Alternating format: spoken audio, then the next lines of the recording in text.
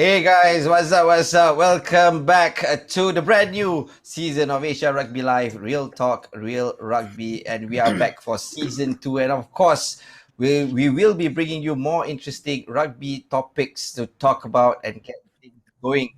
Don't forget to like and subscribe to our Facebook and YouTube page and press the bell button to receive future notifications in the future should we have new contents for you guys. And of course, if we talk about the news of rugby,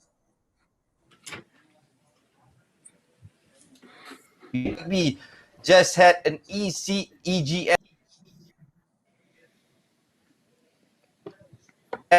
with World Rugby. It is decided they are adding 2 spots for each man and woman to be in line for the executive committee, and each union will need to set a maximum of 3 nominations for the Unstoppables program, which in recent years we have seen women being sent to England to go through this Unstoppables program to further grow the women's rugby.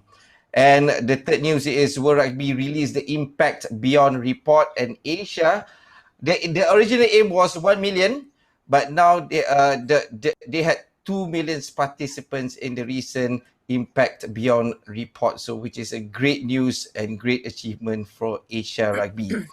And of course, the meaning of this show, why we have this show, is because we need to get things going. We need to keep talking about rugby, and this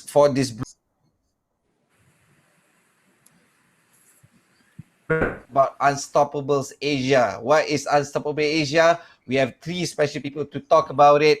The first person I would like to introduce Ada Milby, who is all the way in the US. Ada, how are you doing? How's things back in the US?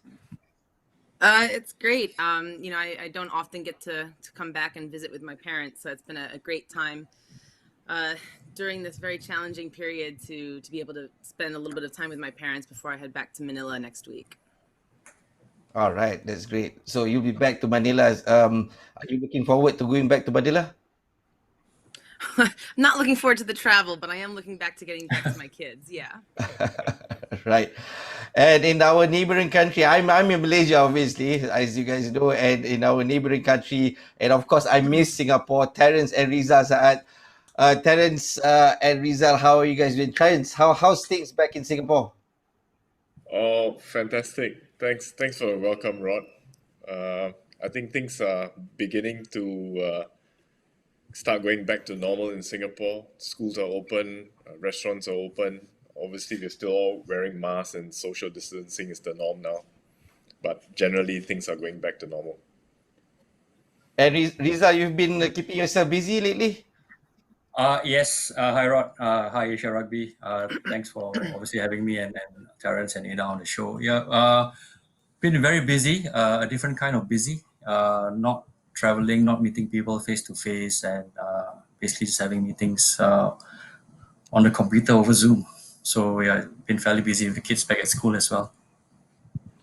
You know what, for you guys, since you guys are doing work for Asia Rugby, doing work for World Rugby, you guys traveled a lot previously. So now, how do you cope up with things since there's travel limitations and stuff like that? Probably Ada, you can share with us your thoughts on that.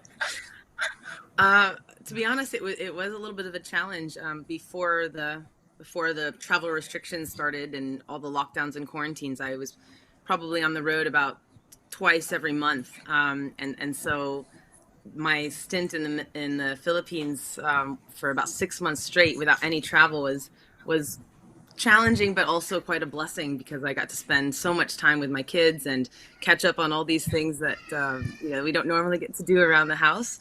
So it was really good, but. Yeah, I mean, to be honest, it is. I do miss traveling a bit, especially getting to visit so many of our member unions that are doing such amazing work. And I'm always really inspired whenever I get to travel to some of the countries within Asia and see how they're going with rugby and be inspired. I guess there's always some silver lining if you talk about, you know, the new normal or not being able to travel. Ridzal, what's your thoughts on the new Asia Rugby Live season 2? What's your expectations and what you want to see for this season 2 of Asia Rugby Live? Obviously, I've been following like a lot of people season 1, a lot of my colleagues, and to be honest, some people I've not met before online came onto the show.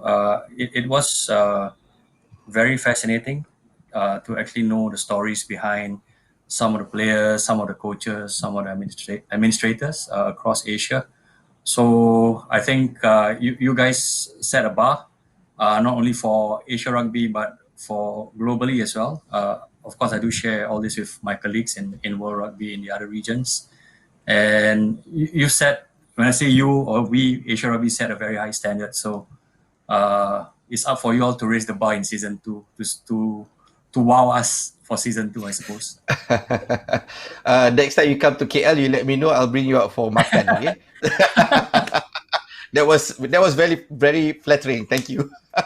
Anyway, Terence, we talk about, you know, probably this show, we want the outcome for this show. We want to connect to people. We want to make sure that rugby is still being talked about. We want to talk about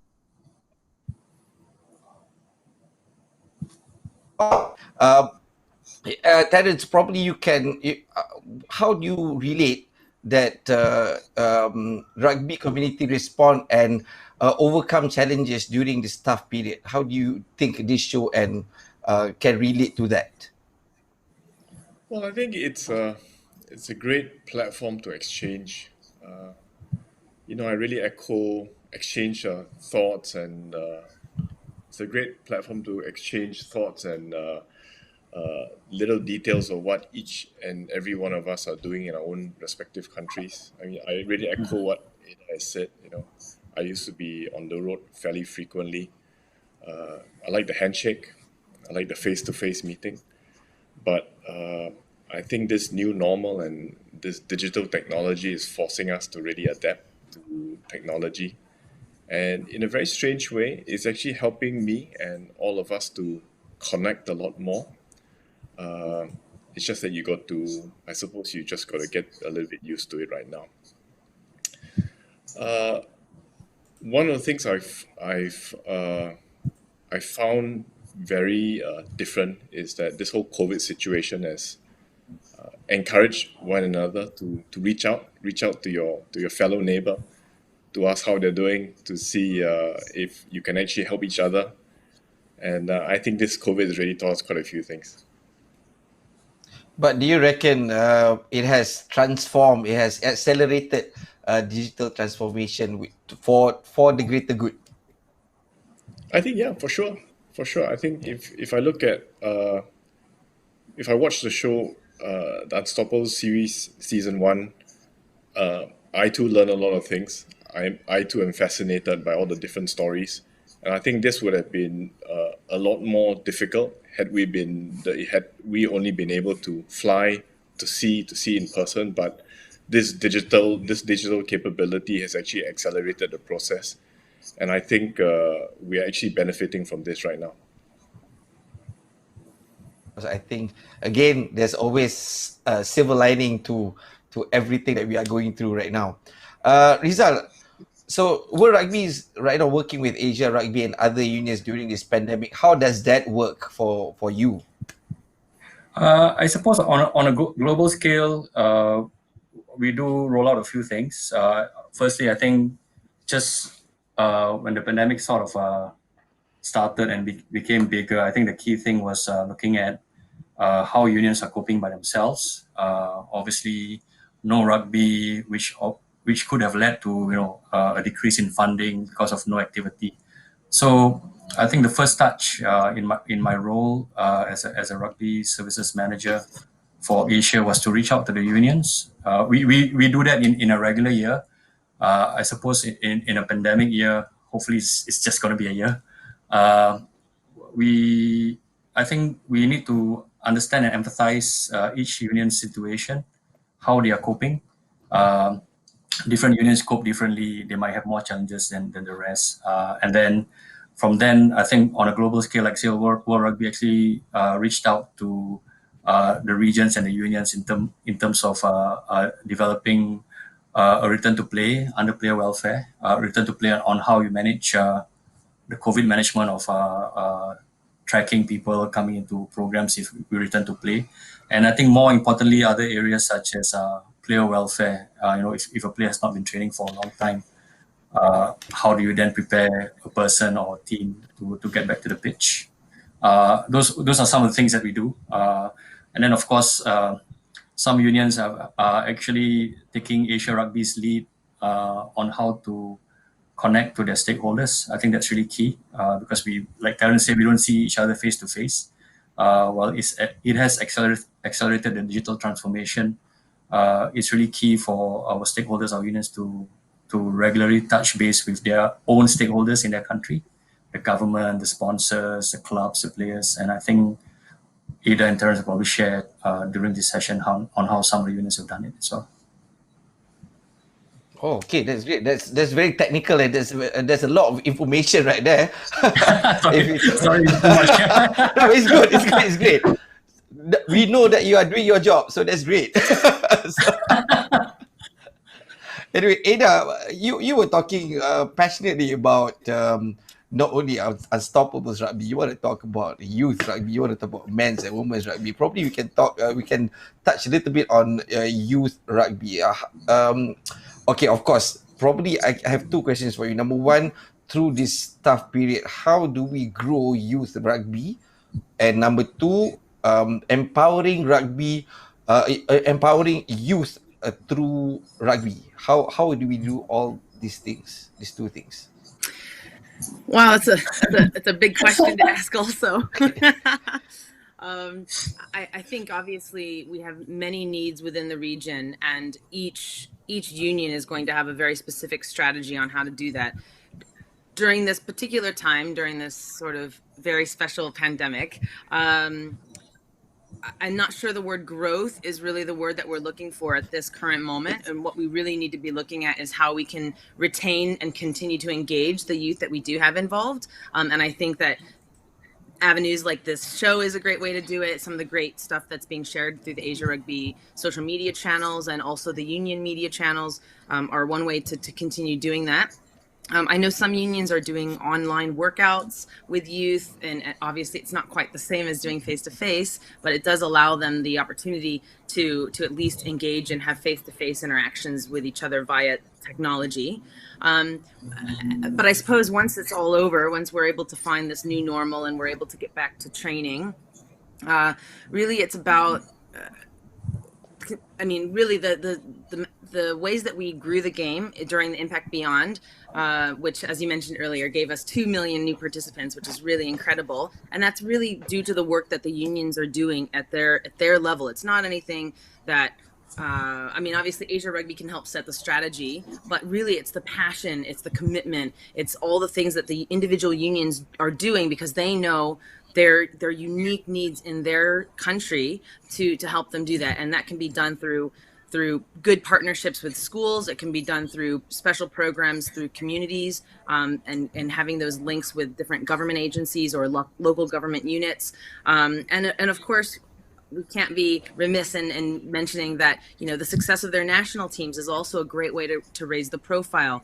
And of course, with the Unstoppables campaign that we've got going on currently with Asia on the back of the World Rugby Unstoppables campaign, it's about raising the profile of some of the local heroes that we've got, whether that hero is in your country or whether that hero, as Asia will talk about, I guess, in a little bit, is how Asia will be forming our Unstoppables team as well. And that will be heroes within the region to be able to help, elevate the profile of rugby and to inspire the next generation. How important is this Unstoppable program to women's rugby? I think it's immense. Of course, it's just one tool in a whole range of tools that we can use to help grow the program. But because it's a huge emphasis right now with the World Rugby strategy, and it's obviously a big strategy at the moment with Asia Rugby, it's one of the things that we can do. As you mentioned, it's a really unique time during COVID, and how can we continue to engage our players, our athletes, our coaches, all of these folks. And this is one of the ways that we can do it. You know, you don't have to be on the pitch right now to be a hero off the pitch, and doing this Unstoppables campaign can help gear us up. It can help prepare us for when we are able to resume rugby, to really come back with a big punch and be able to come back in just coming out the gate at full force. I guess with the current situation and with the speed of digital transformation that people are going through, I guess we are going to get some crazy nice content for Unstoppables Rugby, I reckon. Anyway, going back to other programs, you know, rugby past 2 to 3 months, and we've been playing some friendly games, and we're going to start a league of our own. So, can you guys, probably Terence, can you talk about, you know, rugby is back in certain countries, and how does that impact rugby as a whole? For World Rugby, that you guys see that as a positive thing, even though that the pandemic is still going on? Well, I think, Rod, I think that's it's a very good question. I think that return to play has been inconsistent across Asia at best. Some countries are still in lockdown. Some countries have had a spike. Some countries started to play again. I know that for a start, I know that in China they've recently held 2 competitions. I know one was held in Guangzhou. In terms of the Korean professional teams have started playing again. I think some UAE clubs have also started training again. But I think that it's not consistent, and each and every of our ability to return to play is dictated largely by our local governments, by the local situation, and how severe COVID is. But I think that it's important that we continue engaging our community, giving them hope. And I think that, just to reiterate some points on social media and digitalization, I think that the media has been immensely important to keep everybody focused and keep everyone together as a community during this crisis. If we talk about, you know, rugby is back in certain countries, how about tournaments? Are tournaments important to keep things going? Well, I think all tournaments are important, whether you're at school level, club level, international level. It's been unfortunate for us in Asia Rugby as Should they have it though? administrators. Should the countries have tournaments though? What do you reckon? I think all rugby is good rugby. However, I think that it's really, again, dependent on their own COVID situation in their own countries, whether they're on lockdown or whether they're on strict social distancing. I think very early on, we at Asia Rugby in the leadership, we were excited, and especially President Case, he was always a big driver of return to play. He kept saying, come on, I'm sure the situation will turn. I'm sure we'll get back to rugby. But unfortunately, quarter on quarter, we've had to progressively cancel the season. And that's really been unfortunate for a lot of us. But to your point, yeah, I hope we can return to play. But if I give you the example of Singapore, we are limited to 5 people on a quarter of a rugby field. We're not allowed to, at the current stage, we're not allowed to tackle. We can't have lineouts. We can't even have scrums or tackling. So the only thing we're limited to is skill development and strength and conditioning. So while I think competition is a great thing, I think it's sometimes it's also been a little bit depressing at times, because we keep getting our hopes high and then waiting for the tide to turn. Unfortunately, in some of these instances, it hasn't. Right. So I guess it depends on country, if they allow it or not. You know what? Okay, enough talking about present. But how about future? Probably we can talk about the Rugby World Cup that has happened in Asia last year, 2019. What we were and where we are going. Ridzal, you are passionate about this. You can talk about this. Well, actually, the other two persons on the show are also, and yourself are also rugby players, so we all should be passionate about the game. Of course. So, I suppose in terms of the Rugby World Cup, it was held last year. Actually, it's about 2 weeks to a year before the kickoff. September 20th last year was the kickoff.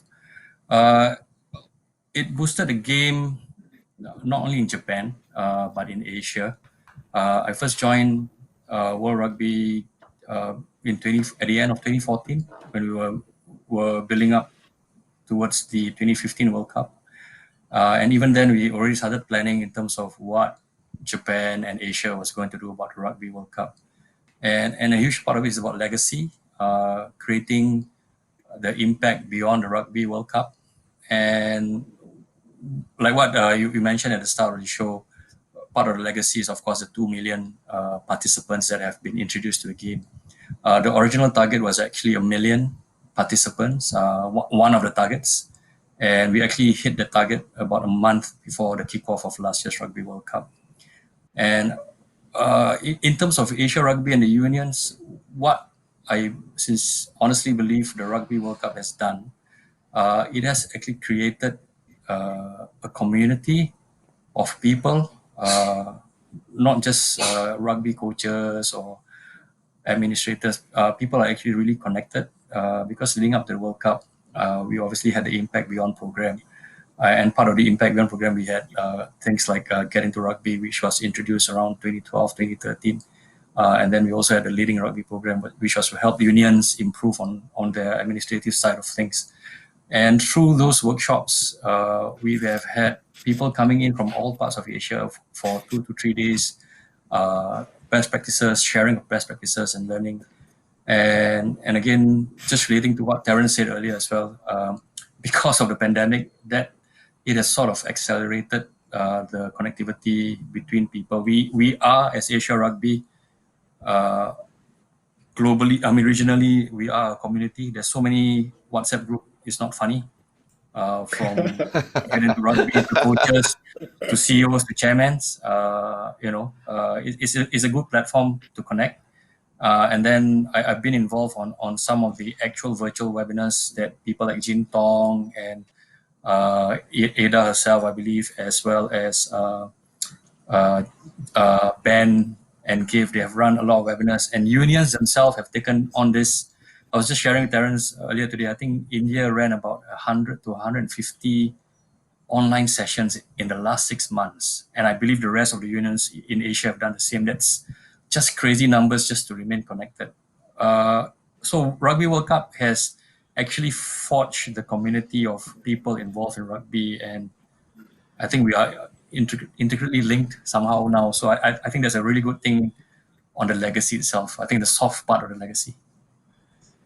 Terence, you know what? A few years ago, there was rumors that the Rugby World Cup games were going to be played in Singapore. So were you guys Ridzal and Terence, were you guys excited about the news initially?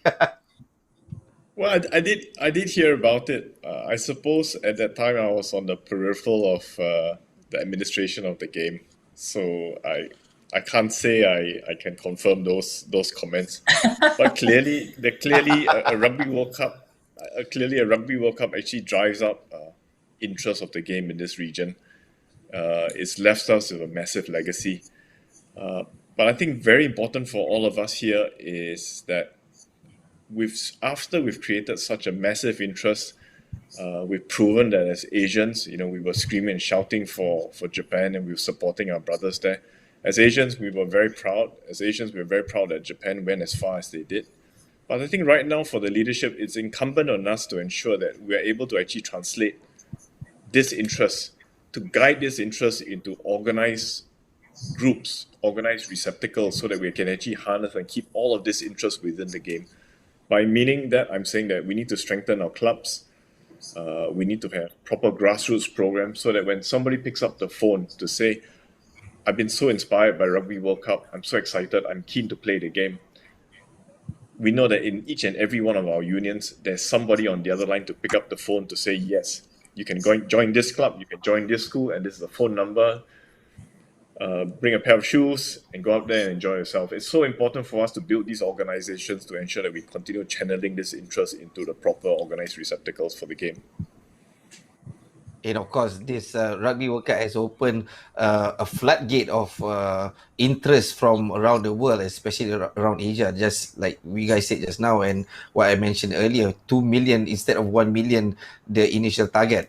Okay, moving forward, Ada, how important is union management and governance? You reckon you can comment on that? Yeah, I think for me, obviously I'm still currently playing as well, so it's interesting to be able to link through all of the different connections from being a player to being a coach to being an administrator, and then sort of sitting on the different levels of boards. And they really are so connected. It's so important that, as Terence mentioned, we've got the folks on the ground, the grassroots, the people who are really passionate about these programs. But if we don't create the infrastructures, if we don't create the sort of the space for them to be able to channel all of these athletes and all the amazing things that are going on, then really those efforts are probably not being effectively maximized. And so it's, as Terence mentioned, it is really important that we have these programs and that having this capacity building, as Ridzal mentioned, the leading rugby programs.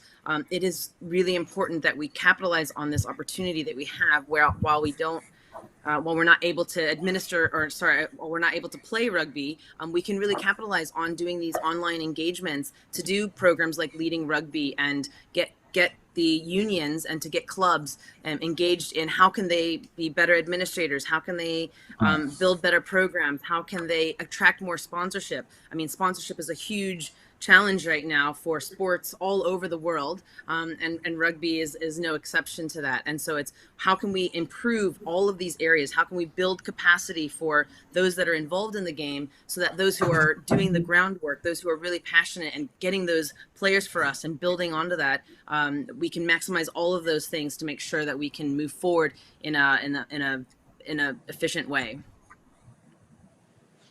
That's basically you guys have it all figured out. It's just that probably the implementation will take time for this. Yeah, I don't know if we have it all figured out, Rod.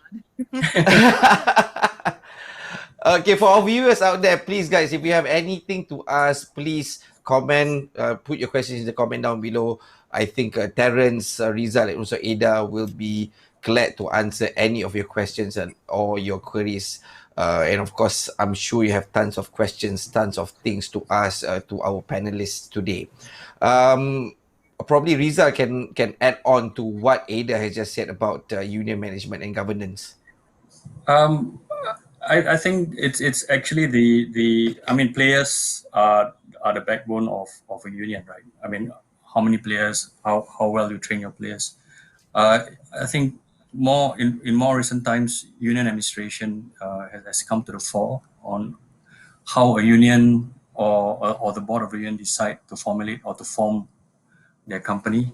Increasingly, there is a need to have really professionally trained administrators. I think gone are the days where people volunteer. I mean, Ada and Terence, of course, they are still volunteering their time. It's not an easy role to juggle, between volunteering your time and your own work if you're still working. So it's really key for a union to look at their own country and then see people who are sort of keen in sports administration, in terms of running the rugby union. And then if the person comes from a rugby background, you add in the passion and then you add in the experience and qualification, then of course that's an ideal state. Of course, we don't have ideal states in every single country. So the structure of a union in terms of staffing is really key. You need a person who can lead your office on a daily basis on all fronts. And then add to that a plan, a strategic plan. A union need to have a plan. It could be multi-year, it could be 1 year, and then how you operationalize the plan. And I think the next step, once you have that in place, is then your priorities. Every single country in Asia have different priorities. but every single country in Asia wants to do everything, and then you have the limited resources. So it's really key to have your board, your executive, and your plan, and then we work around it. I mean, from Asia Rugby and former rugby, that's part of our role, working with the unions to help them, have clarity on what they want to achieve. I think that's really key. In terms of improvements, Ridzal, you probably can comment on what you have seen for the past 6 years in Asia as a whole. I think the obviously the competitions calendar has improved by quite a bit. I know there's competitions for both male and female, men's and women's, and then age group. And then in terms of training and education, I might have to be corrected here, but I think across the 6 regions, I think Asia leads in terms of delivering training and education programs across the 33 odd members in Asia. And there's a lot of communication, there's a lot of exchange between countries, Jin Tong and some of the educators and trainers leading the various strands, the 4 strands. And again, I mean, from the legacy bit, like Ada said, it's actually the union's work. Like we set up Impact Beyond, but it's actually the union's work and Asia Rugby's work to achieve those numbers. And the key thing now is how we transition those players. So you have players moving from non-modified, maybe non-contact rugby, and you want to either they stay in that strand or they're moving into contact rugby. So to have more players playing rugby, you need to have more coaches, better and more qualified, more referees, and more administrators. So I think Asia Rugby is still on that journey. The Rugby World Cup and the Impact Beyond program has actually make things more efficient and I think move faster. I think the key thing is the transition phase now, how we actually work with unions. And you must remember that each single union, the 33 unions are at different levels of development. So it's really key that, we are able to look into a union and see where they are and then help them in that journey. And of course, it's a big challenge for you guys because Asia, we have 2 of the most populated country in the world. So like China and in India, right? So anyway, we have a question from Facebook. Let us see what's the question. I think it's for Ada, right? Oh yeah, you're right. Oh, yeah. I was just guessing. You are right. Absolutely right. Okay, so what's the question? Okay, Ada. So, what?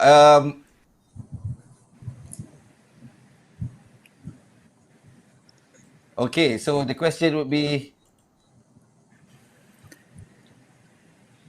when do you believe that an Asian women's sevens team can win an Olympic medal? Wow, that's a tough one. Really, I think that the 2019 Rugby World Cup in Japan really showed the strength of anything can happen. And, we've got Japan, who's going to be, of course, playing hopefully in the 2021 Olympics now. And sevens, I think, is an even more unpredictable game than 15s. And so really it could be as early as 2021 or the next Olympics. And I really think that we are poised. Some of our countries are really on track to be performing at a very, very competitive level at the international stage. I think that we've proven that with Japan competing on the World Series. And I really do think that it could be as early as next year. It could be in the next 4-year cycle with the Olympics that we really are able to achieve a medal now, and hopefully we'll be able to celebrate those victories as soon as possible. Because as we mentioned, with the Rugby World Cup, that has helped raise the profile, and the sooner that we can get a women's team or a female team sort of winning that at that level on the Olympic stage, that will sort of explode the profile of women's rugby within the region. Oh, that's what we hope, definitely. And that question was from the president of Asia Rugby, Kais Abdullah Adalai, who, one of the guys who has inspired this show, which is, so thank you for the question. And I have a second question, I think from Kais as well. Let us see, what is the question? Oh, so for Terence, again from Kais. So, do you believe, sorry, okay, do you believe that years in 2020 or still way ahead? I think that's a goal. I think that's something which we're all excited towards achieving. However, I still think that it's a process. It's a process of building blocks. So I think at Asia Rugby, we have actually taken this COVID-19 situation as a bit of a blessing. We've taken the time to reflect. We've taken the time to plan. We've taken the time to hire a team, organize ourselves better, start to tweak and make changes to our organization such that a lot more of our unions are aligned on the same goals and the same vision which the Asian rugby leadership has put forward. And I think that when a lot more of these elements are put together, I think that dream or that goal can fast become a reality. Great. You are very optimistic, I guess. Let's okay, there's one more question. Okay, let us see. I think it's from Facebook as well. Okay, so this is from Anand Godiwala. Given the current situation around COVID, what is Asia Rugby and World Rugby's position on the non-contact version of the game and the pathway for those players? I guess since Ada has answered this, Terence has answered this. Ridzal, over to Okay, you. just before I answer that question, touching on the Olympics, actually at the last Olympics, Japan was fourth in a men's competition, and they actually beat New Zealand. So, that's and they're going to be playing at home next year. So who knows, right? Like Ada said, next year. Yeah, for sure. In terms of modified rugby, it is actually part of the definition of rugby or rugby player in terms of World Rugby. I suppose a lot of our member unions are actually introducing either tag rugby or touch rugby as the entry level for the game. We are discussing it at the World Rugby stage in terms of the strategic plan on whether we should or we want to formalize non-contact or modified forms of the game. It is in the definition of a rugby player currently in terms of our regulation. So watch this space, I suppose. And for the unions out there, I do encourage unions and member unions and coaches. If because of the pandemic, the only form of rugby that you can play is modified rugby where there's non-contact. I think that's the best way to allow continuity in the game or allow continuity in the players that you are coaching. At least they're still touching the ball, having the opportunity to touch the ball, and you can modify it in so many ways. And then, of course, if you need to ask for specifics, there are people within Asia Rugby and their unions who can help. Yeah. Please do keep the kids continue to play rugby in whatever form. That would be my first initial advice with the pandemic before World Rugby decide to more formalize modified context of forms of the game. Do you reckon it's possible to have a international tournament of this sort of rugby? I mean, in the future. I don't know. Near future. Hopefully in the near future. I think some of our unions are already running it. Some unions touch rugby is under their banner. Some unions actually run tag rugby competition like Japan. Japan run a huge Suntory Cup competition for the last 10 to 15 years, and each year they start off with 10,000 primary school kids taking part in qualifying tournaments, and that lasts for about 4 months, leading to a final weekend sometime in January. So it's been done. And I know that in countries like UAE as well, modified rugby is actually part of the program. So it can be done at the union level first, and then maybe we move on to regional. I suppose, we need to look at the new normal, what happens post pandemic, whether there's a need, for modified versions of the game on a global stage. Yes, we can pray. We can hope and pray for a better future from in our current situation that we are in. Anyway, guys, Terence, Ridzal, and Ada, thank you very much for coming onto the show and being a great panelist. That you guys are experts and that you guys are in talking about rugby passionately. Thank you very much, Ada in US, Terence and Ridzal in Singapore. I guess I am waiting for the day that our borders to open again so that I can come to Singapore. Not only to catch up with you guys, to get Most some welcome, great my friend. food from Singapore. Most welcome, Rod. Yeah, for sure. And of course, I think all of us can agree. We really hope that this pandemic can end soon so that we can start traveling.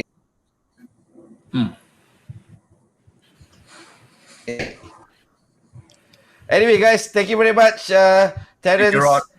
Ridzal, and Ada. Great to have you guys on the show. And for you guys out there, please keep on watching, keep on following Asia Rugby Live. Follow our Facebook, our Instagram, our YouTube page to get the latest rugby updates, especially from Asia Rugby and also from the world of rugby. Till then, I'm Rod.